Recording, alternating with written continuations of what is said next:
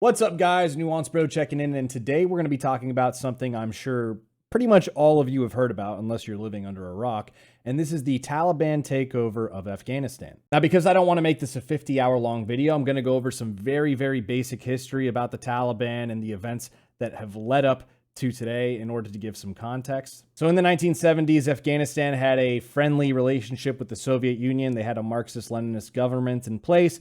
That government was threatened by certain rebel factions, agitators, etc. In order to prop up the government, Soviet Union invades. In response to that, the US starts to back groups known as Mujahideen. These are rebel fighters made up of different groups, different ideologies, some no ideology at all. They just want to resist and, I guess, defend their people. Eventually, the Soviet Union pulls out and subsequently collapsed in the early 1990s. Various Mujahideen factions engage in a civil war, fighting for power. And in the 90s, the Taliban, which is one of those Mujahideen factions, takes over Afghanistan, albeit not all of Afghanistan. They've never had full national control. Arguably, the Taliban has more control now over the country than they did back in the 90s. And during this time, you have Osama bin Laden leading the terrorist group Al-Qaeda, training people to engage in terrorist plots against the United States. And this leads to 9/11. In 2001, America is attacked by Al-Qaeda, people who trained with Al-Qaeda and Osama bin Laden. In response, the United States launches attacks in Afghanistan against Al-Qaeda and the Taliban, who gave shelter to Al-Qaeda. And almost immediately, the Taliban kind of disappears into the mountains. Al-Qaeda leaves Afghanistan. Bin Laden retreats and goes and hides out in Pakistan. And the United States is there for about a decade until they find Osama bin Laden in Pakistan and kill him. And that was really the goal of going into Afghanistan in the first place, was a revenge killing for those who did 9/11 and getting rid of this breeding ground for terrorists, which was achieved. But even after that, we stayed in Afghanistan for another decade, and that brings us to where we are today, where the Afghan National Security Forces that we spent hundreds of billions of dollars on effectively capitulated, and the Taliban took over in a matter of weeks. Now, I'm sure some of you have seen some of the footage coming out of all this, and I have to say some of it is pretty interesting. For example, there's this footage of Taliban fighters having a fun time at an amusement park. They're on merry-go-rounds, they're on trampolines, they're riding bumper cars. You see footage of them dancing and things like that.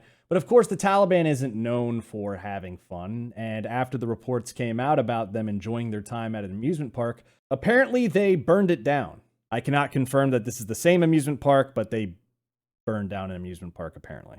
There was also this crazy footage that came out when Taliban fighters took over the insane-looking compound of a warlord, a man who is also the former vice president of Afghanistan, a man known as Marshal Abdul Rashid Dostum. It's alleged that the US was paying him about $100,000 a month not to cause trouble. And here's more footage of Taliban fighters enjoying themselves inside of that mansion, having tea and eating desserts. And of course, all of this led to the Taliban going into the presidential palace and taking over. The power was handed over to the Taliban. They shook hands and they declared themselves the rightful leaders of Afghanistan. So let's talk about this. Why did US efforts in Afghanistan fail? How come the Taliban was able to take over so easily? Let's try to answer some of these questions. Now, one thing I don't think a lot of people appreciate is the degree to which Afghanistan is kind of stuck in the Stone Age. Sure, you have Kabul, which is their major capital city, but the vast majority of Afghanistan, the places where US troops were primarily being sent to during the height of the war, where they had to work with locals, villagers, and fight the Taliban in these regions, these people have never even heard of the reason of why we were in Afghanistan in the first place. If you ask these people about 9/11, about 92% of the population doesn't know what 9/11 is. Take a look at this report from PBS back in 2011. Helmand in southern Afghanistan is the province that has borne the brunt of the fighting between the Taliban and coalition forces. What would Afghans in this war-torn province think about 9/11 and its consequences? The following day I get a first opportunity to ask a couple of young Afghan men what they know about 9/11. Yeah. No, they never heard about this. Yeah? Can you show them a few more? And can you ask them, do they know where it is even? بیخی نپوهیږي چې دا به کوم ځای وي. Say we're farmers. Like every time we're just working in our field, so we do nothing. We don't know about anything else about the world. We don't know, so that's because we're a farmer. We never heard about anything else about the world. The two young men had clearly never heard of 9/11, but maybe the elders at a local shul would have more to say.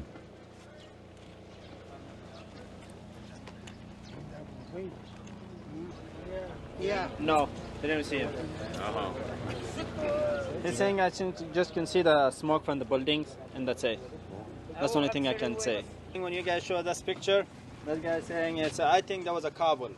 If I had just gotten here, I would have been surprised, but having been here now for 6 months, I'm not. This is pretty much the Stone Age is where we are. And what did you think about their reactions? Oh, I thought it was fascinating. The guy who said it was Kabul was clearly never been to Kabul. It just shows you how isolated they are, even in their own country. Amazingly, in a country where for 10 years a war has been fought with 9/11 as its root cause and justification, it turns out not only were the villagers oblivious to 9/11, but so were the Afghan police, and even some of the translators working with the US military. But you don't know the history of this event? No, I have no idea about the story of this. Have you ever seen these pictures before? No, I didn't. In fact, after showing the images to dozens of Afghans, I only found one person who clearly recognized them and could connect them to the US's initial reason for coming to Afghanistan, and that was the police district chief in Marja. He says that the Taliban, the terrorists, they attacked to the building of New York and they killed most of the people. They destroyed this building. So that was the reason American force today came in Afghanistan. But that police chief is an exception. A survey taken in 2010 by the International Council on Security and Development found that 92% of Afghan men in Helmand and other Afghan provinces had no idea what 9/11 was. And as you saw there, it wasn't just young people, it wasn't just old people, but even the translators, even people, Afghans working with the United States military itself, had no idea what 9/11 was. Now, over time, the idea became that we would train the Afghan National Security Forces, give them the equipment in order to run their own country and being able to defend it themselves against those who would want to take it over, like the Taliban. But the problem was the people that they were able to recruit for these positions tended not to be Afghanistan's best. As you can see from this Washington Post article, Afghan security forces' wholesale collapse was years in the making. We can scroll down. But perhaps the biggest hardship was having to teach virtually every recruit how to read. Kem estimated that only 2 to 5% of Afghan recruits could read at a third grade level, despite efforts by the United States to enroll millions of Afghan children in school over the previous decade. Quote, "The literacy was just insurmountable," he said in an Army oral history interview.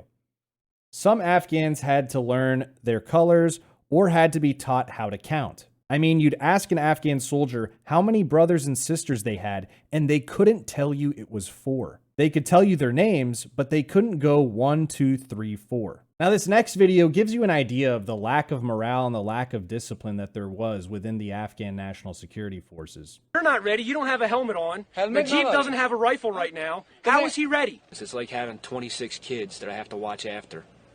It really is. Ready would be on the road, staged, ready to move at 8:30. I think if they introduced drug testing to the Afghan army, we would lose probably 3/4 to maybe 80–85% of the army.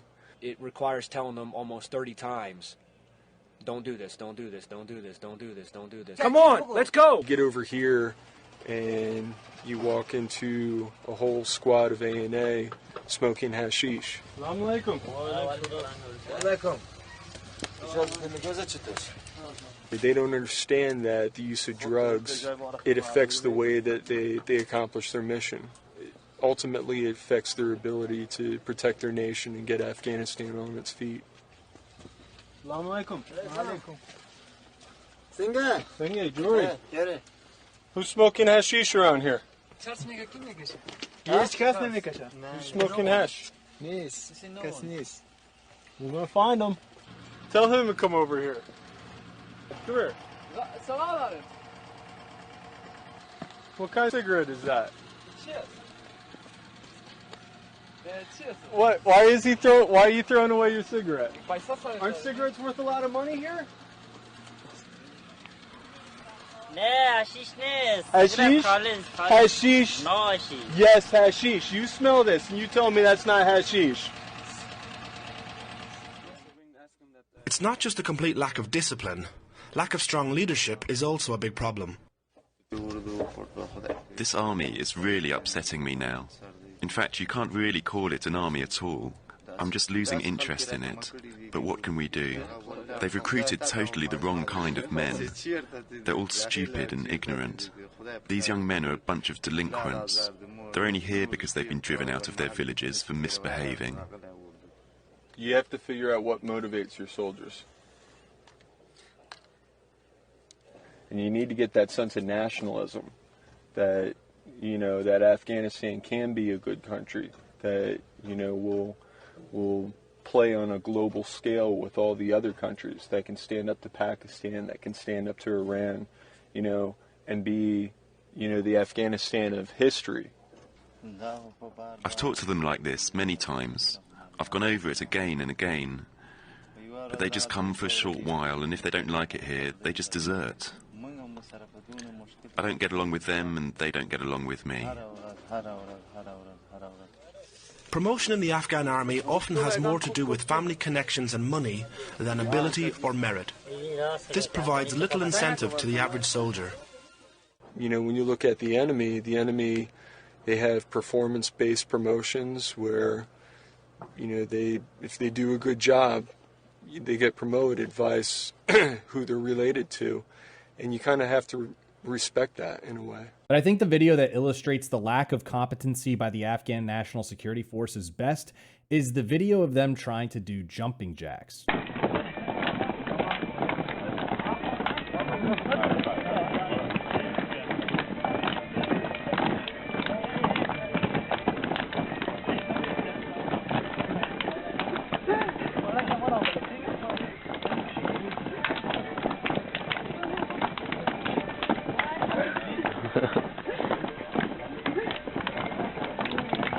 Amin.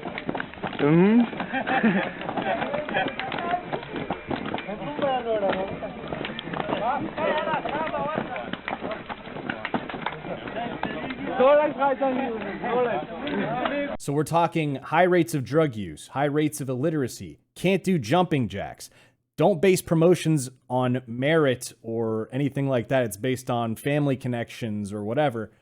What did you think was going to happen? But I can't blame the Afghan people for their lack of will to fight when what they're fighting for is not something they believe in. In fact, much of what they're fighting for is actually antithetical to what they believe. Take this, for example. This was made public in the Afghanistan papers, where you can see a USAID official talking about how pushing gender and gender equality and things like that was causing revolts in Afghanistan. What was causing instability at local levels so we could take whole of gov approach, but guidance changed to focus on agriculture or gender or whatever. Focusing on gender made things more unstable because it caused revolts. Tried to jump a society in 10 years what took us 100 years. Gender had to be part of so many projects. Often it was the focus. So you're talking about a deeply Islamic fundamentalist society, and you're trying to push Western democratic egalitarian standards on a society that's still stuck in the 7th century. Now, you could argue maybe this would be possible in Kabul, you know, the big city, right? But in the vast majority of the country, it's probably not going to be received well. And in fact, it wasn't received well. And even the Taliban, after taking power, recognized this and explained to international media outlets that you need a government that stands for the people's values. Why are people forced to have something they don't want? Something that contradicts the principles and values of the people. Now, the Taliban took over relatively quickly as they rolled in from outside regions and then converging onto the capital of Kabul. They took over with very little resistance, almost no shots fired by the Afghan National Security Forces. In fact, they relinquished power fairly peacefully in many instances. As you can see here, a top commander relinquishing his power.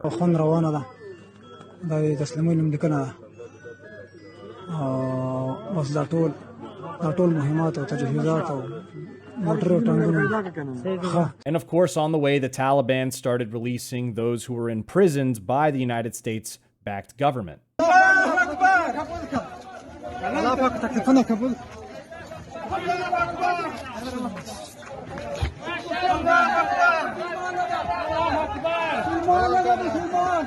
Now, in the wake of all this, people have been trying to get themselves out of Afghanistan. People who used to work with our troops, they're now in danger. American citizens who are in Afghanistan trying to flee.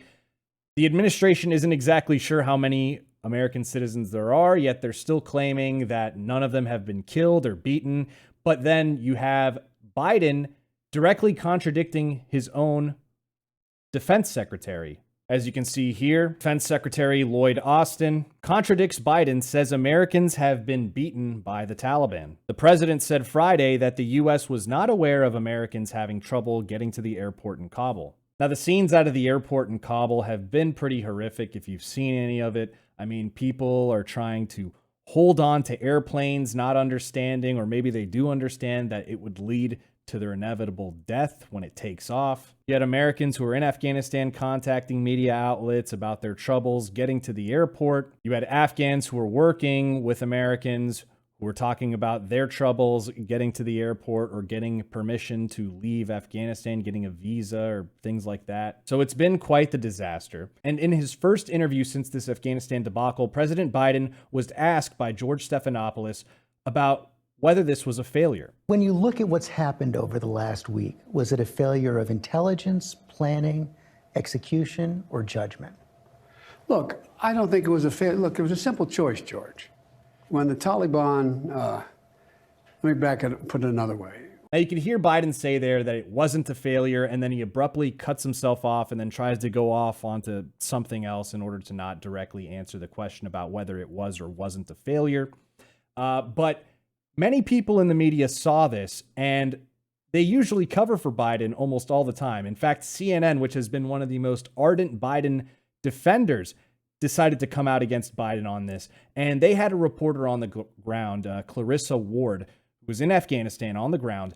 And here's what she had to say. The lack of clear information, the rumor mill is in overdrive. There's hysteria. You have Taliban fighters with whips, with guns. You have U.S. and U.K. soldiers who are not allowing people in. You have mixed messaging coming through about what kind of paperwork you need and how you can get on a flight and where you can go. I mean, it is just an absolute mess. And we heard President Biden say yesterday in his comments to ABC News that this is not a failure. And I think a lot of people outside that airport, particularly those taking the kinds of extreme actions we're just talking about, would like to know, if this isn't failure, what does failure look like exactly? And I think this is a very great point. If this isn't failure, what is? Now, people are trying to conflate this with, support for having troops in Afghanistan forever.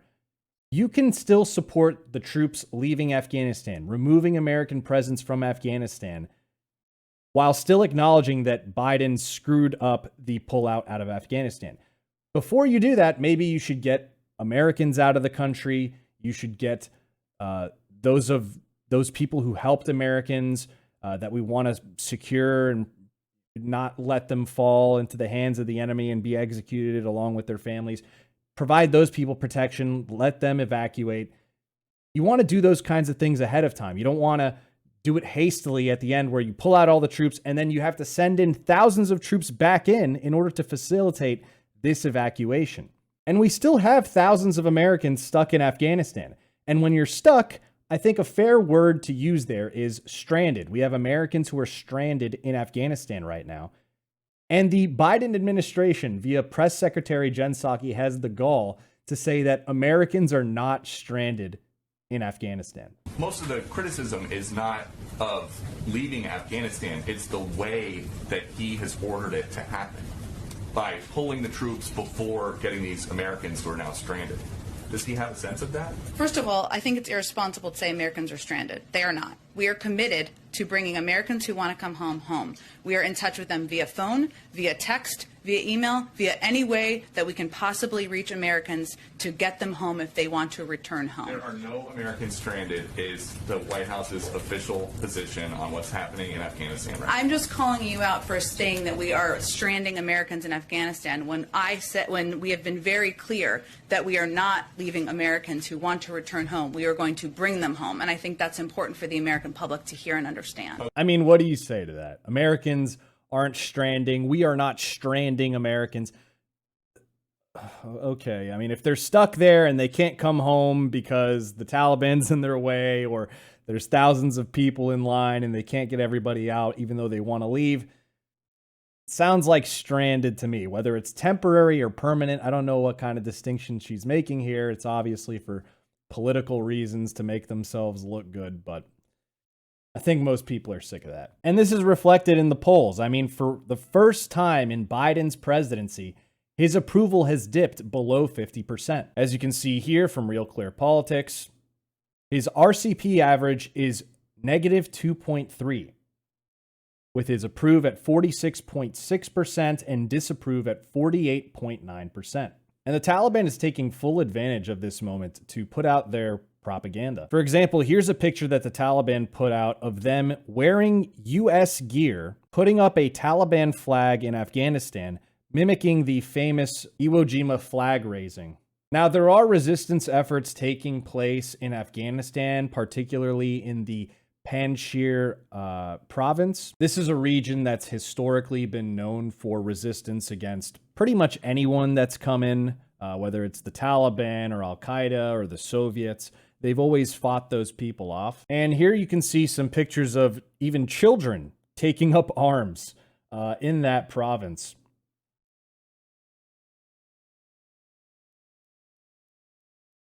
Looking to defend their home from the Taliban.